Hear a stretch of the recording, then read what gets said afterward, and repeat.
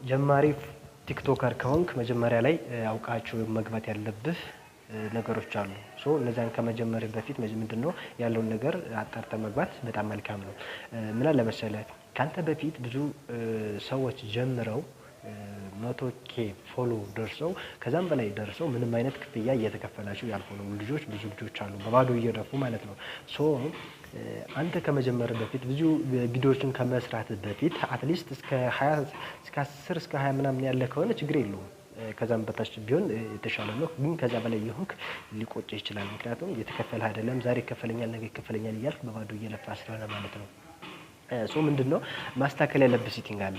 እሱኛውን እነግርሃለሁ። ቀጥታ ያኛውን አስተካክለህ የፈለገህን ቪዲዮ መስራት ትችላለህ። የፈለገህን መጠቀም ትችላለህ ማለት ነው። ምንድነው የምትሰራው ነገር የምትሰራበትን አካውንት ይከፍላል አይከፍልም የሚለውን መጀመሪያ ቼክ አድርጉ። እንዴት ነው ቼክ የምታደርገው?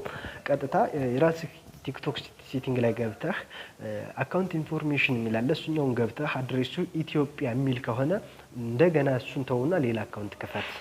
ምንም ማድረግ ስለማይቻል ማለት ነው። እንደገና በአዲስ ከፍት እንዴት ነው የምታደርገው?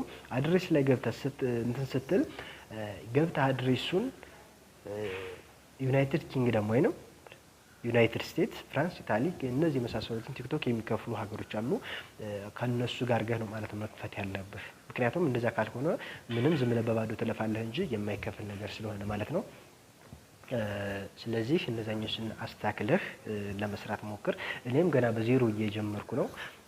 ብዙ ስለለፋሁ እኔም የሚነግረኝ ሰው አጥቼ ነው። በነገራችን ላይ አንተ እድለኛ ነህ። ብዙ ሰው እያየ እየተመለሰ እንትን እያለ ስለሆነ ስለዚህ አንተ እድለኛ ነህ። ከመልፋት በፊት አትሊስት እስከ 10K እያለህ ቢሆንም ችግር የለውም። እንደገና ተመልሰህ ለመሞከር ብዙም አይከብድም።